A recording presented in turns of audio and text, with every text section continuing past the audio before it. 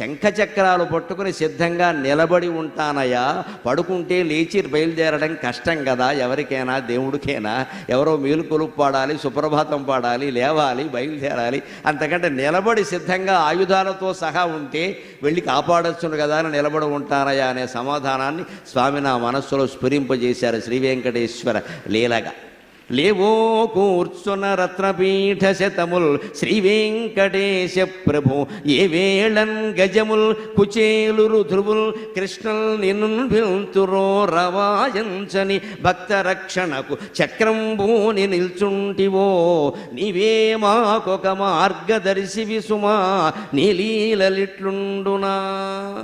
ఇంకొక లీల స్వామివారి యొక్క తత్వంలో మనం గమనించాలి. ఎప్పుడూ దర్శనం గొప్పది, దర్శనం గొప్పది అనేదో చేసుకుని వెళ్ళిపోవడం కాదు. నిజంగానే గుడిలో దర్శనమే గొప్పది. దర్శనం అంటే ఏమిటి?